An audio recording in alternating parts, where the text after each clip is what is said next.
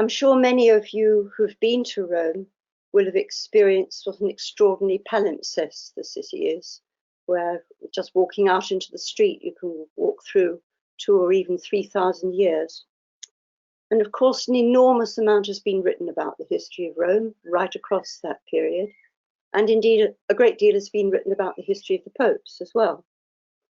And particularly many studies have come out recently on the popes in late antiquity, on the art, the architecture, and the transformation of Rome from an imperial city to a Christian city, and the physical, topographical, and ideological impact of Christianity.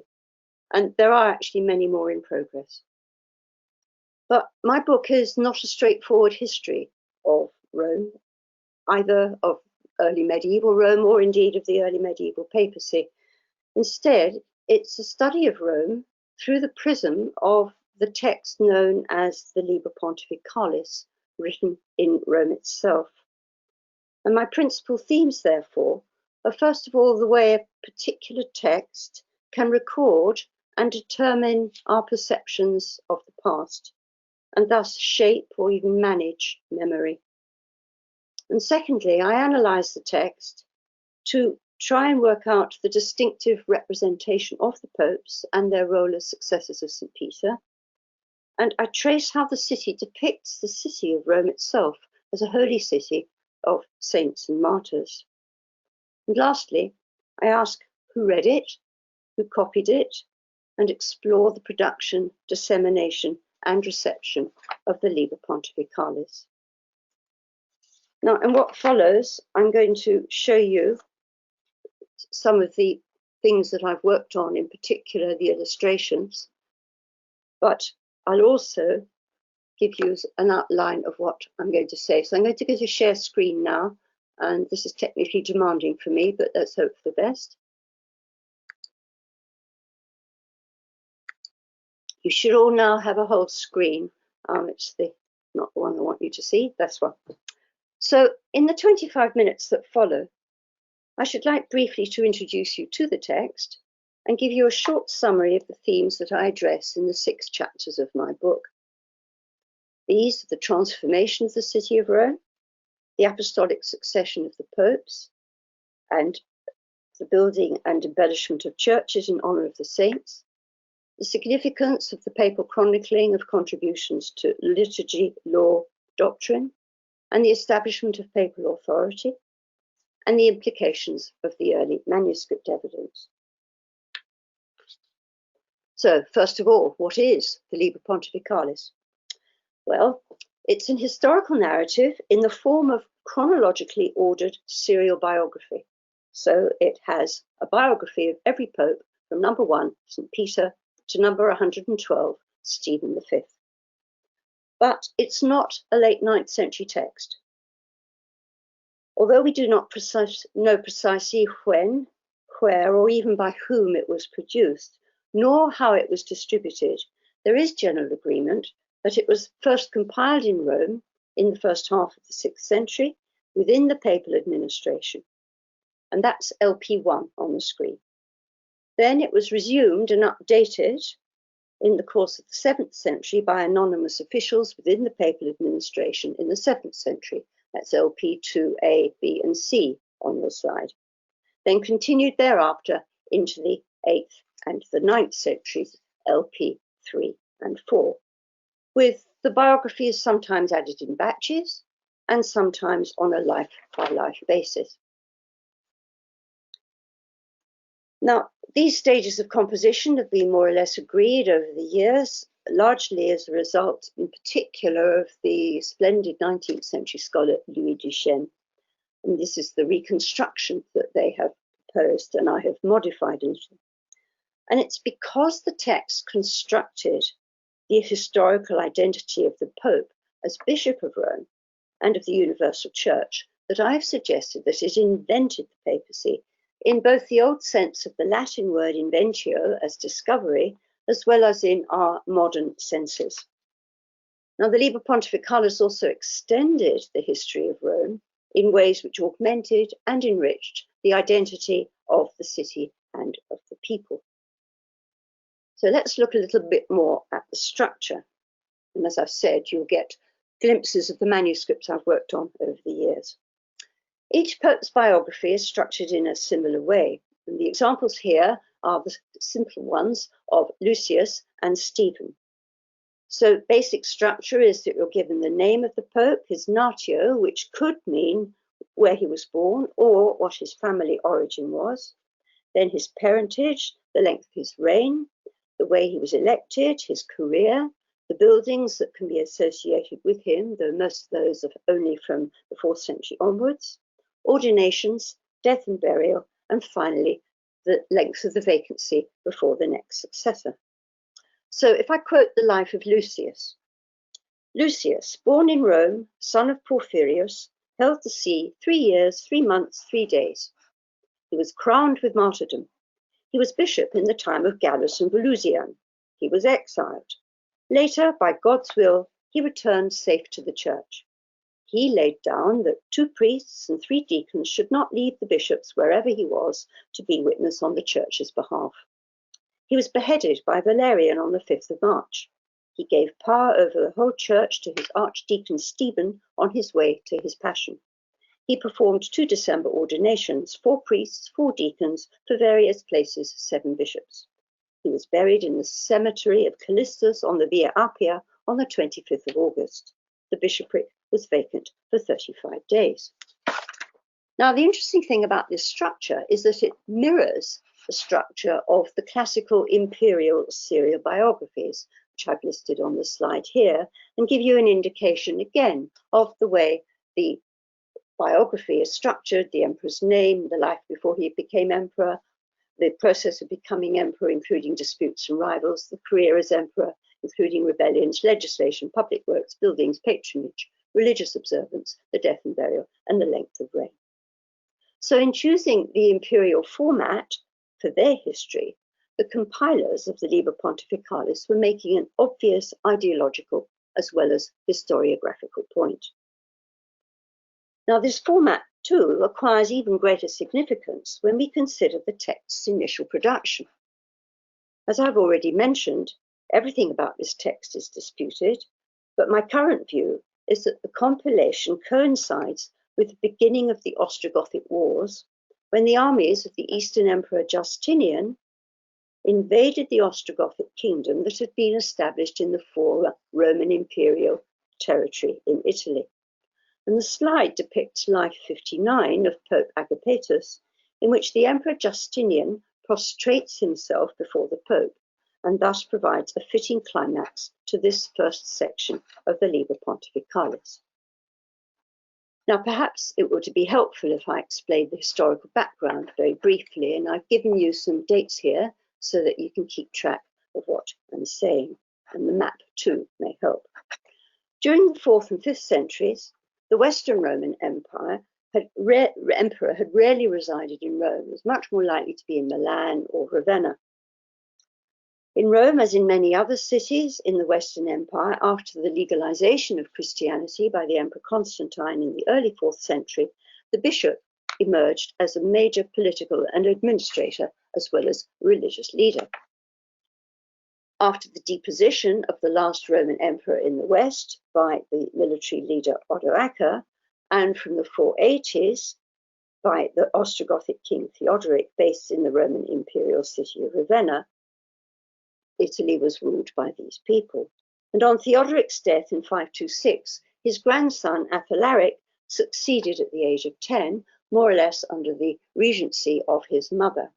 But when Athalaric died, Amalasuintha associated her cousin Theodohat with her on the throne. And it was Amalasuintha's murder by her cousin that appears to have precipitated the arrival of Justinian's armies in Italy. Now, the Goths, then led successively by King Witigis and King Totila, resisted the Byzantine armies. They were often supported in this by people generally called Romans. But they were defeated, and Justinian's triumph is marked by the so-called Pragmatic Sanction of 554. And by 584, the Byzantines had established the Exarchate of Ravenna in the northeast of Italy, But in the meantime, the Lombards had arrived, settling in the north as well as in the central part, in the areas which became known as the duchies of Spoleto and Benevento. So from the end of the second half of the 6th century, therefore, Italy is essentially divided between 3 authorities or jurisdictions. The Pope and a secular administration of some kind based in Rome, the Byzantine government based in Ravenna, known as the Exarchate, and the various Lombard duchies, which comprised the Kingdom of the Lombards. It remains a major problem to establish how much real, as opposed to nominal, political authority the Byzantine Exarch of Ravenna or the Emperor in Constantinople actually exerted over Rome during the 200 years that followed. But the Pope consistently asserted his spiritual authority and his leading position in matters of doctrinal orthodoxy within the entire Church. In this highly charged context, the production of the Liber Pontificalis assumes enormous significance, for it appears as if the popes were seizing their moment and offering a statement about the See of St. Peter and its bishop as the new rulers of Rome, in the guise of a presentation of the history of the bishops and the formation of the Christian Church in Rome. The text was deliberately designed to emulate imperial history, as I have said, while simultaneously acting, I think, as a continuation of the Acts of the Apostles. In it, the history and identity of the people and the city of Rome itself were gradually transformed, along with the perception of the imperial past. Now, the wealth of information offered in these paper biographies about particular buildings and acts of patronage, especially from the time of Pope Sylvester and the conversion of the Emperor Constantine to Christianity, which is actually credited to Sylvester in the text, has proved to be a rich resource for art and architecture historians. Nevertheless, all the ostensibly faithful details about building and ornament do need to be read carefully and critically in the context of the overall purpose and content of the text. For the text creates an image of a holy city of Christian martyrs alongside and organically developing from the antique and imperial past. It also presents an overwhelming impression of the Pope's monopoly of church building within the city, replacing the Roman emperors as the major benefactors. That said, as historical evidence, the Liber Pontificalis can be unnervingly and often frustratingly selective and telegraphic in style, as you heard from that extract about the life of Lucius that I read you. And it's especially frustrating and telegraphic when read alongside the very sophisticated theological, pastoral, and exegetical treatises, sermons, and letters produced by all the popes who are the subjects of these biographies. Despite its brevity, the Liber Pontificalis nevertheless cleverly packs a remarkable amount of carefully chosen and constructed historical detail in order to make political points, and it's those that I analyse in my book. Now, one of these, for instance, is the consistent juxtaposition of the imperial monuments and the new Christian buildings in the text, and sometimes even the conversion of one into the other, as you can see from this example of the consecration of the Pantheon as a Christian church, sometime between 608 and probably 609 and 613. Another is the prominence of the people of Rome in the narrative, as witnesses or crowds of protesters, as enthusiastic supporters of particular candidates for the papal throne, as participants in processions and ecclesiastical rituals within the city, such as those introduced by the Pope Honorius, as recipients of food distribution and other forms of welfare provision, as sufferers of privations, floods, disease, famine, and enemy attack, and as the beneficiaries of particular public works, such as fountains, accommodation for the poor, improvements to the city's water supply, repair of the city walls, and pastoral and administrative organization, or even as emulators of the Pope in the role of benefactors of church buildings and providing burial places for particular popes in private cemeteries. So the text acts, and was possibly even designed to act, as a virtual Rome for its readers, displaying a Christian city grafted on to its imperial foundations and mapping it in narrative for those who had not seen and might not ever see, especially those who live north of the Alps.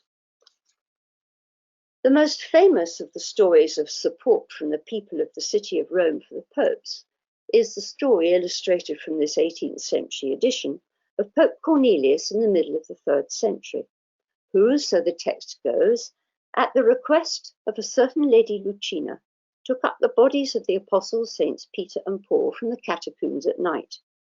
In fact, first of all, the Blessed Lucina took the body of Paul and put it on her estate on the Via Ostiensis, close to the place where he was beheaded.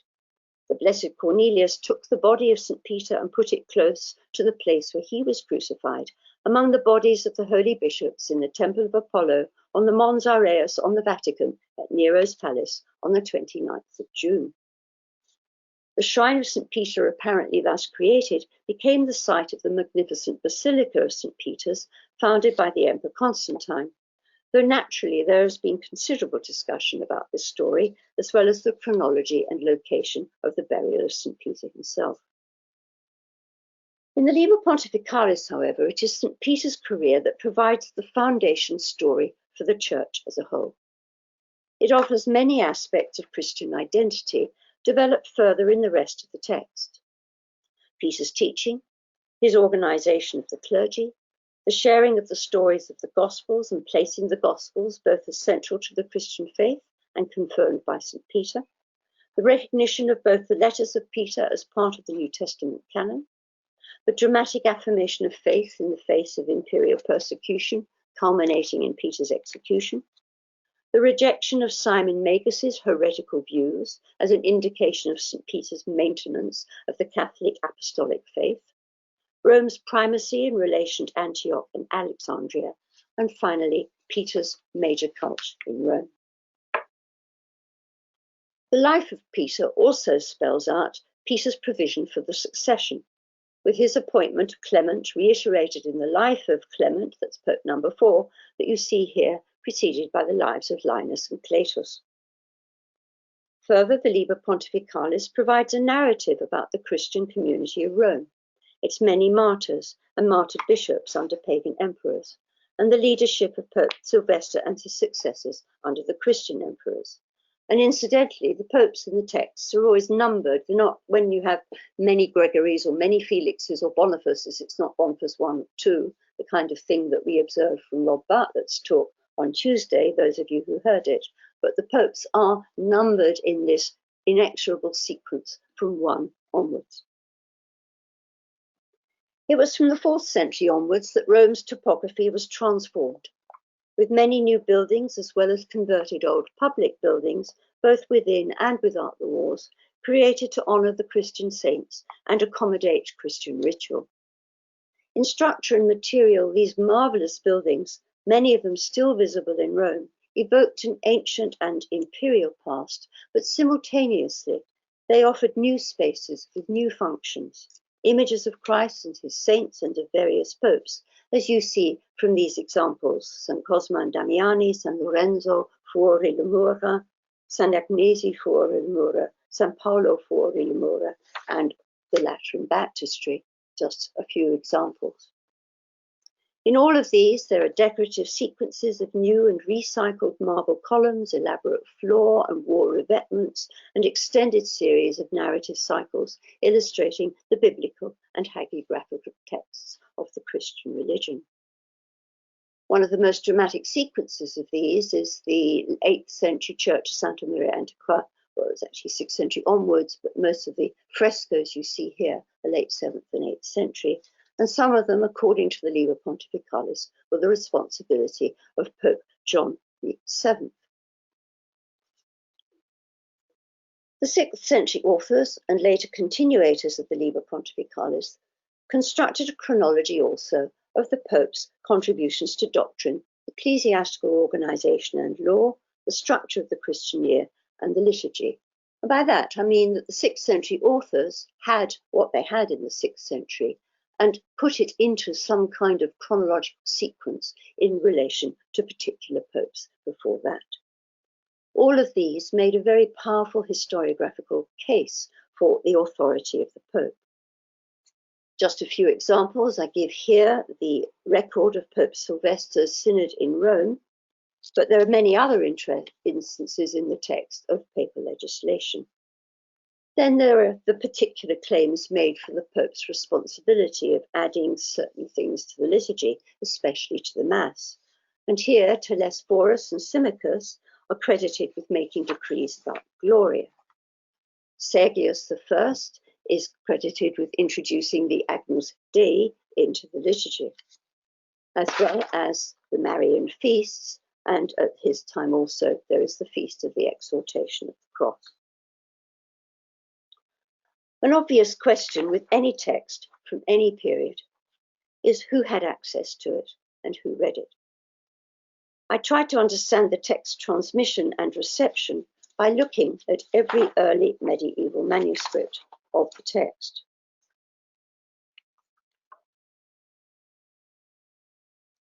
And this map shows you that distribution with another example of one of them. I looked at every early medieval manuscript up to the end of the 10th century, and it was not just those containing the full text, but also the abbreviated versions known as epitomes and reflections of papal history incorporated into canon law collections from the same period. This map, as I've said, shows the early medieval transmission of the full text and the epitomes, but I added to it references in library catalogues where there is emulation by other people writing histories of abbacies or bishoprics on the model of the Liber Pontificalis, or they actually made a very extensive use of the text. As you can see from the map, it's very oddly weighted north of the Alps. Very few early manuscripts are from Italy, and not one manuscript of the full text survives from Rome itself until the 12th century. The Frankish manuscripts are predominantly from the 8th and the 9th centuries and are now scattered in libraries throughout Europe. So remember that I said this is a 6th century text, but we primarily have only 8th and 9th century copies of it. Looking at these was, of course, a great pleasure because it took me to many absolutely wonderful libraries. In copies of the full text, the manuscripts reflect many different families or recensions, made as those copying the text adapted it for local consumption. And very boringly, these recensions are called A, B, C, and D. I'll give you an example of A now. Then the E text, actually, and some of the others of A, contains the few very, very early fragments that are from Italy, and one manuscript, the E one, that has been lost since the 18th century. So the only evidence we have for it is the engravings that were made at that stage. The B, C, D versions have been identified as Frankish, dating from the late 8th century onwards, and they include interpolations of Frankish material into the 8th century lives that are only in the codices of Frankish origin. Here is one example from a B recension, now in Leiden, where the bishops who were invited to attend the Synod of Rome in 769 are actually listed. In no other manuscript do we have the names listed. Many of the Frankish interpolations seem to me also to be associated with the Frankish court, with people that are there or known to have served at court. And I've suggested in my book the possibility that the composition and insertion of these very Frankish interpolations can be credited to writers at the Abbey of Saint-Denis near Paris, many of the abbots of which actually served as ambassadors on behalf of the king to the popes. For affiliations and differences between different recensions, the kind of thing scholars look for is peculiarities like this one. This is from the life of Stephen II, which is already complicated because there are 3 different versions of it, an original, a Lombard, and a Frankish. But Clemens Gantner has identified 2 strands of this Lombard version, on the basis of the alternative versions of the story of Pope Stephen II travelling to Francia and sighting a celestial sign. In one version, he sees a fireball, a globus igneus, and in another version, he sees a fiery sword. So even in Francia, these variant versions were in circulation, and scribes had modified the text by the end of the 8th century. Codicological context can also throw light on the way a text is perceived, and this is particularly the case with the abbreviated versions or epitomes. This is one example in an 8th century manuscript from the Tours region, and actually contains the epitome, an abbreviated version, along with a great deal of canon law text. Such epitomes also serve to indicate what the abbreviators chose to distill from the full text, with a particular interest in the early law, the early liturgy, the early martyrs, information about ecclesiastical and clerical organization, and the Pope's upholding of orthodox doctrine. The surviving manuscripts rarely include the lives of the popes much past life 94 of Stephen II, so very few extend beyond the 8th century. We've actually only got one manuscript which contains the full text of the lives up to 112. It's quite clear from the text that I mentioned earlier in the Frankish world, which actually appear to have read and used the text, the kind of message that they're taking on board. And I give you just one example of somebody who had read the Liber Pontificalis, a man called Walafrid Strabo, because he got the point instantly with his comment: just as Roman emperors are said to have held the absolute rule of the entire world, so the head bishop in the Roman See, who holds Peter's office, is elevated to the highest position of the entire church. As a form of history writing then, the Liber Pontificalis is pioneering, essentially transforming an archive into an historical narrative and distilling the essential elements that authors wish to communicate. Certainly it is a précis of a vast compendium of information that existed at the time, even if in many instances the summary narrative is often all that we've got. Further, no other historical narrative of this period gives the popes much more than walk-on parts. Here they are central stage. Above all, the Liber Pontificalis represents the popes as active agents in the gradual development of the papacy as an institution, and thereby as the core of the Christian church. In the insistence on apostolic succession, anchoring the Christian faith in the work of St. Peter and his successors, the Pope became the logical continuation and institutionalization of the work of Christ and his disciples. It both chronicled and is itself an instrument for the transformation of Rome from imperial city to Christian capital. Its general importance for us is how an historical narrative can shape the time and context in which it was written by means of a particular representation of the past, and thus manage memory. There is a constant tension between representation and reality in interpreting historical evidence.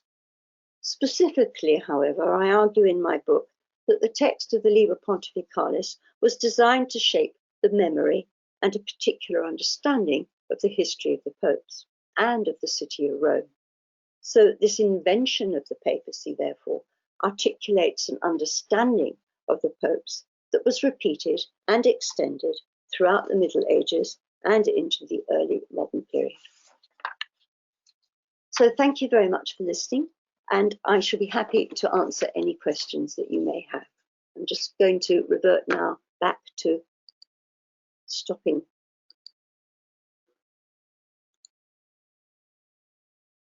There.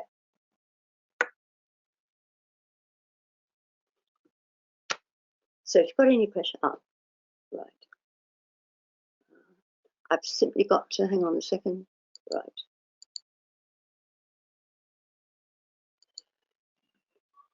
Oh.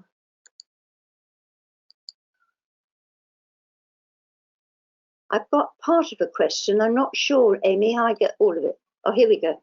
Right. A question, very, very interesting one. What, if any, relationship is there between the donation of Constantine and the Liber Pontificalis? Thank you for asking that. For those of you who may remember about the donation of Constantine, but perhaps not exactly, it was exposed as a major forgery in the 15th century by a man called Lorenzo Valla, and the current thinking primarily is that it was produced in the papal administration, possibly during the pontificate of Pope Paul I. The language of the donation of the Constantine at the time has many, many similarities with language of papal letters from that period. Now, that would suggest that when the donation of Constantine is produced and it's transmitted very, very quickly to Francia, that it is coinciding with the transmission of some of the 8th century texts of the Liber Pontificalis, and indeed possibly copies of the entire text. It may therefore very well be part of the same effort to make claims about the status of the papacy, in particular relationship between Constantine and Pope Sylvester. And there are certainly many overlaps, not only in terms of possible motive, but also if you look at the life of Sylvester, life 34, then a lot of the detail there is actually also in the donation of Constantine. So there is a very, very considerable interest in looking at those texts side by side, or perhaps more precisely at the transmission of the text side by side.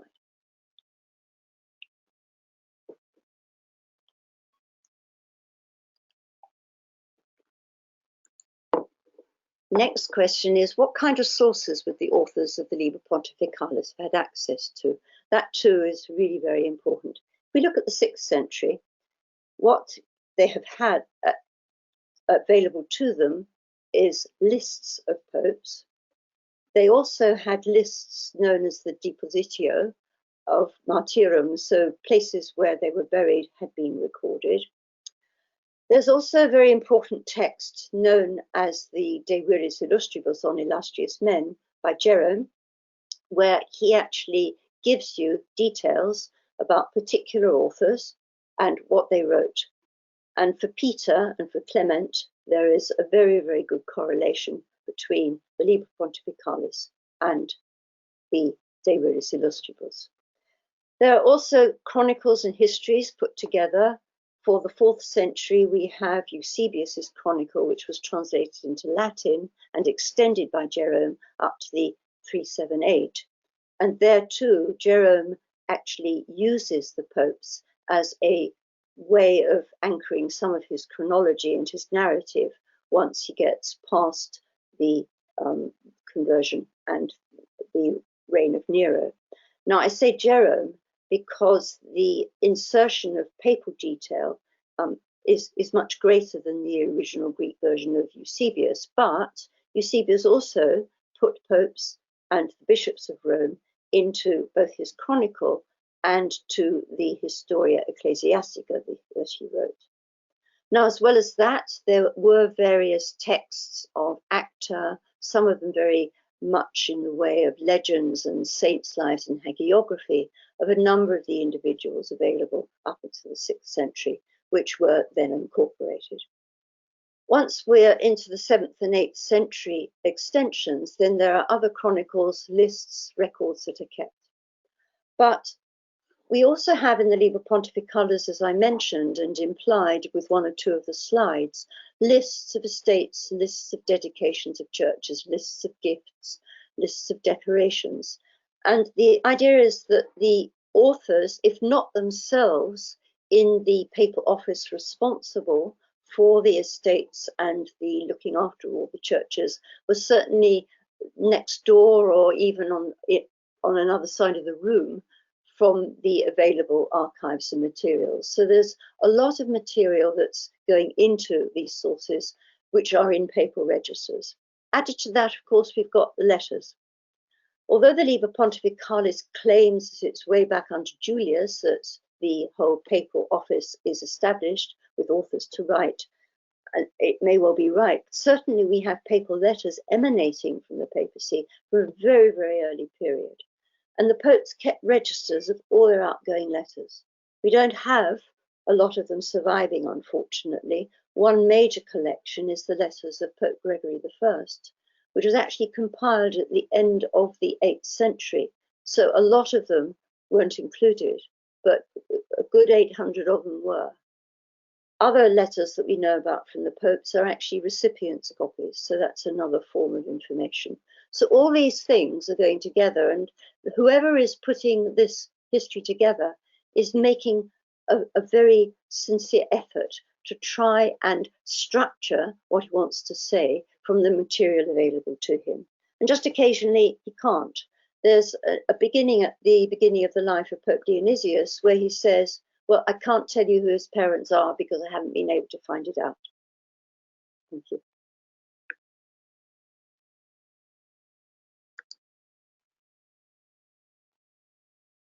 So the next question is, can you speak a bit more about how the popes came to mirror their role after that of the Roman emperors, especially with regard to how we view the role of the papacy historically through these sources?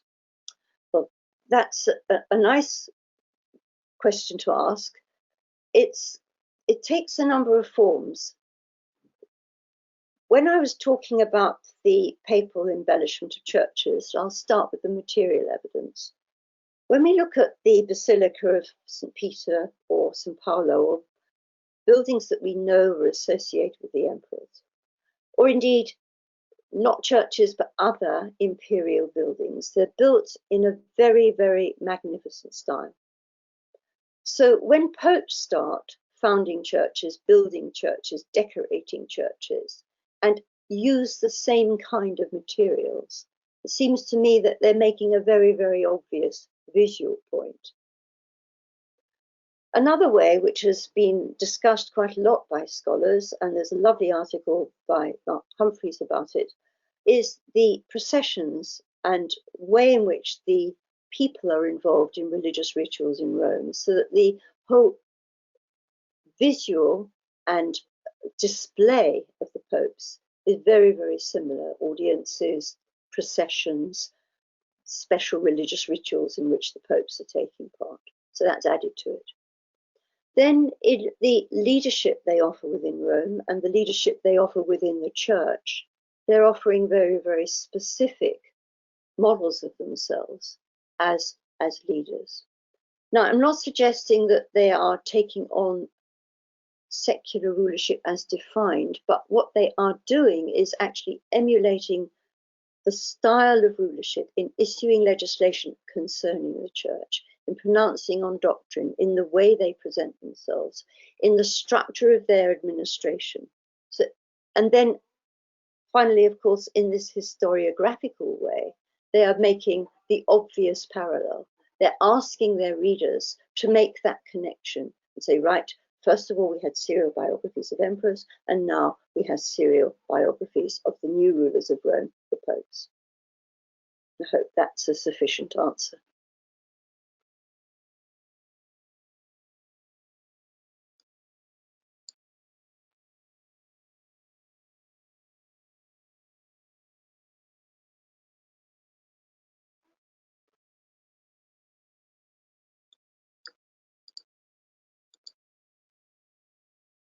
I have a question here about, please, what about St. Peter's date of death?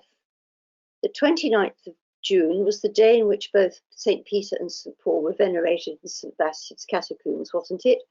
Yes, indeed it was.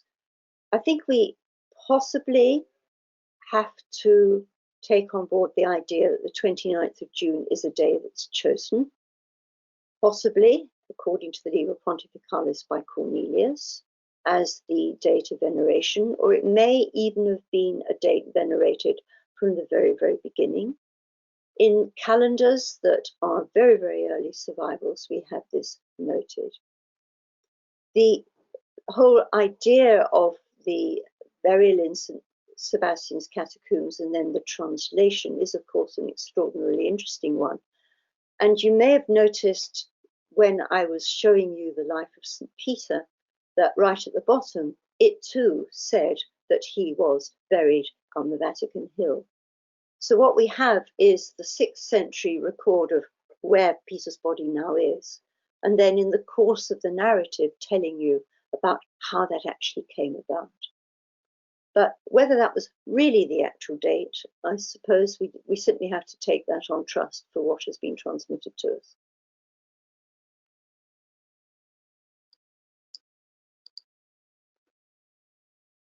I have a question about what was the response of the Greek Orthodox Church to the Liber Pontificalis.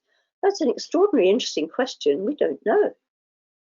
I've got no precise indication of quotation, and maybe some of the listeners can offer one of their actual knowledge and reception of this text in particular.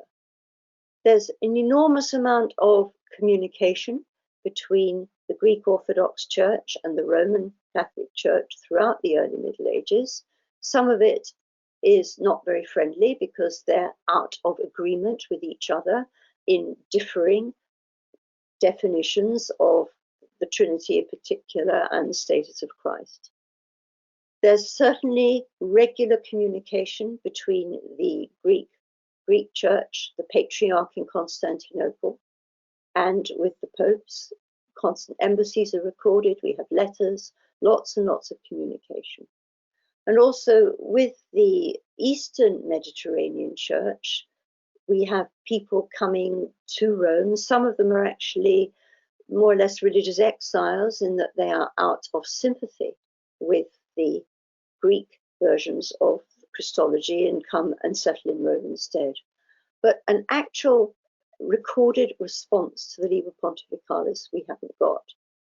There has been a very interesting suggestion made of one way in which the Liber Pontificalis might have been distributed is that it could have been, as it were, a diplomatic present. A legate arrives and he says, well, we've brought our history with us as a kind of present. Now, that may well be the case, and it may well also be how it's reaching Francia in some instances. But nevertheless, we haven't got anybody actually saying in the Greek world what they thought of this text. But something might come up, one never knows. It is possible that people had actually read it, but that would be a matter of sifting through some of the chronicles from the 9th century to see if they're recording information that they could have derived from the Liber Pontificalis. It wouldn't prove it because, of course, that information could have been derived from a different source.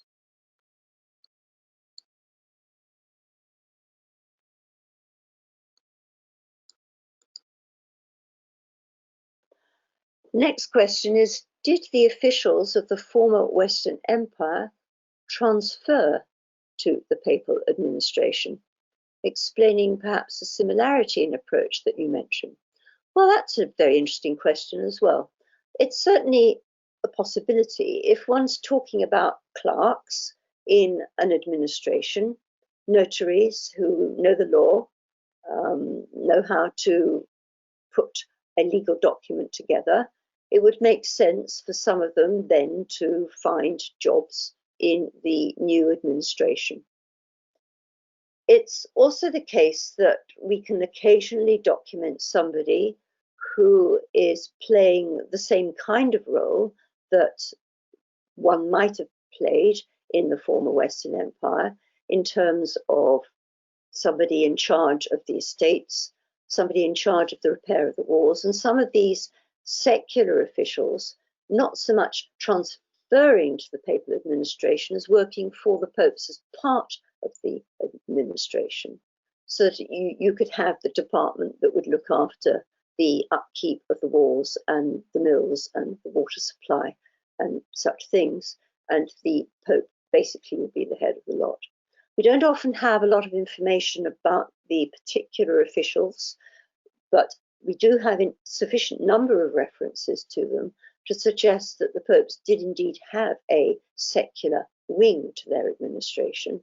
Very, very occasionally, there is somebody who transfers from one to the other. And the best example I can think of is the man called Theodotus, who is described first of all as a head within the secular administration, and then becomes a primicarius within the priestly side of the administration.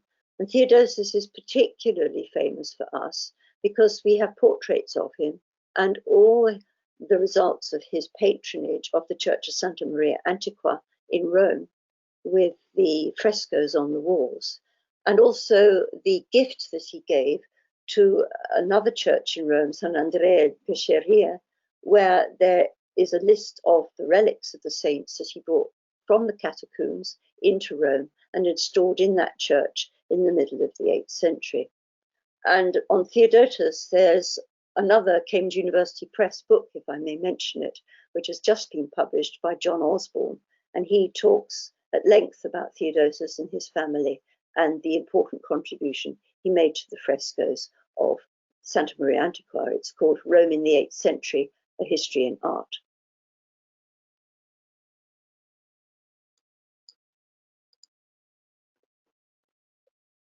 Another very, very good question, thank you, is do you have any theory as to why the LP ends shortly before 900? Why the Liber Pontificalis stops being written is a really, really interesting one. Raymond Davis, who has actually provided the most wonderful translation of the entire Liber Pontificalis in 3 paperback books from Liverpool University Press, has actually suggested in the introduction to the 3rd volume that the impetus dies out within the administration in a particularly interesting way, in that the popes themselves get increasingly embroiled into the politics of Italy, which are getting very, I suppose, disintegrative at that point, that we haven't actually got a full sequence of lives from 106 up to 112. There are 1 or 2 where we have no lives surviving. And 1 or 2 of those that are towards the end of the 9th century are written, we know, by people very, very much higher up in the papal administration. But after that, there just seems to have been a lack of interest in maintaining it, whether it's because the purpose was no longer so urgent. The distribution, as I said right at the end of my talk, even of the 9th century sections, is not particularly widespread. And it may well be that it had done the job, but the other interesting thing is that in the 12th century, it gets taken up again. And what you find is that at particular moments in papal history, the Liber Pontificalis is then taken up, the first bit, a bit adapted, and then extended to whatever the person at the time, Pandolfo in the 12th century, Palatino in the 15th century, and then Panvinio editing the texts. And this 15th and 16th century development is something that Stefan Bauer has recently chronicled in his own book and in a new article. So that side of it, you can look at all those as well. What it also is the case, however, is that there remains a huge amount of work to be done on these continuations, the 11th, 12th century, and again, what is happening to the texts in the later medieval copies. And so the whole way in which a text might function, what you do with it, and then indeed what you don't do with it, is a really, really interesting one. So thank you for raising it.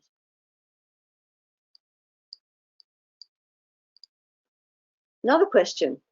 What were some of the factors that led to the first creation of the Liber Pontificalis in Justinian's time?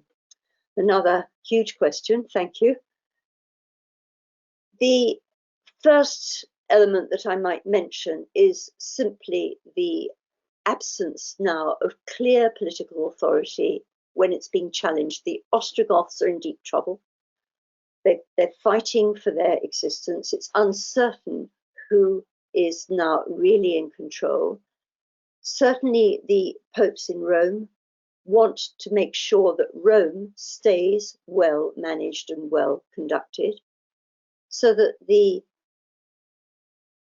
way in which they can provide some kind of identity and cohesion is to make a statement about their as it were, entitlement or the suitability to lead Rome in the way that they do.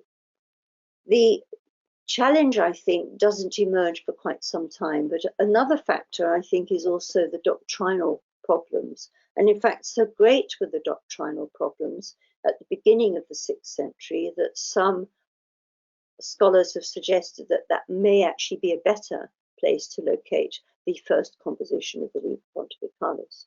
But whatever that may be, it's certainly the case that it continues to be a factor in relations between Rome and the East, these ecclesiastical disputes, lack of unity.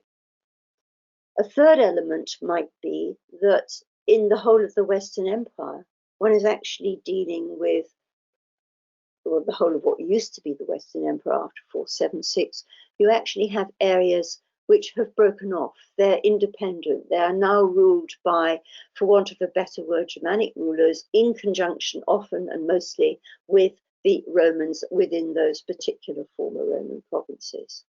So that essentially what you're seeing in the Papal Liber Pontificalis, you can also see reflected in some of these where you get origin stories written within these kingdoms which establish the background and the identity of these peoples that are now ruling the former Roman provinces. So you get histories of the Goths, you get histories, eventually the Lombards, but that's 8th century, you get the history of the, it's not called a history of the Franks, but it is the history of the Frankish kingdoms written at the end of the 6th century. So it may well be that the Liber Pontificalis is actually one of the pioneers of this development of forming smaller identities on one level, but with the difference that with the popes, you've actually got the universal church involved as well.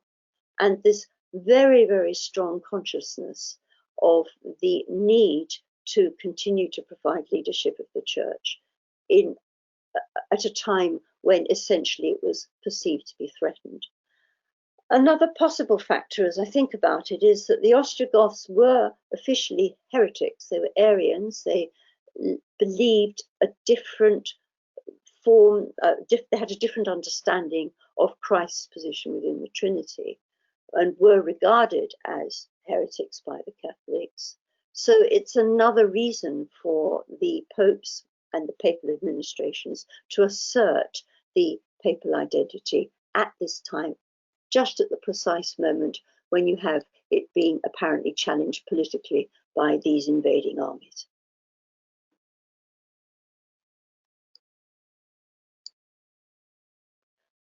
Well, we've got time for one more question, if anyone wants to ask something. Or you may all be worn out.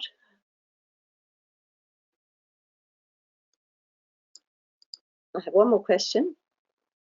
Do both sides of the various schisms, such as the Synod of Whitby or the Avignon Papacy, use the Liber Pontificalis? Well, I don't know about the Avignon Papacy using the Liber Pontificalis. This is a reference to that later medieval history which really needs to be explored. But certainly it's absolutely certain that Bede, writing the Historia Ecclesiastica in England, knew the Liber Pontificalis, and in fact he even received a copy of the first version of the Life of Gregory II, so that he is getting it in installments as well as the early texts. Now, whether actually the people presiding over the Synod of Whitby in 664 had it, that I don't know for certain, but it's a possibility. It's certainly very interesting. It's known in Francia by the end of the 6th century. Gregory of Tours, that I'd already mentioned, writing at the end of the 6th century, knew the Liber Pontificalis, and he models his own history of the bishops of Tours on it towards the end. And Bede also models the Historia Abbati and the history of the abbots of Wearmouth Jarrow on the Liber Pontificalis. So it's possible that even with Whitby at 664, the Liber Pontificalis has indeed already reached England. And of course, we have to remember that some of the earliest archbishops of Canterbury, Augustine, and then the later Theodore, who was actually a Syriac Christian, but brought to England in the 7th century to become Archbishop of Canterbury, could well have brought the Liber Pontificalis with him then. So thank you for asking that.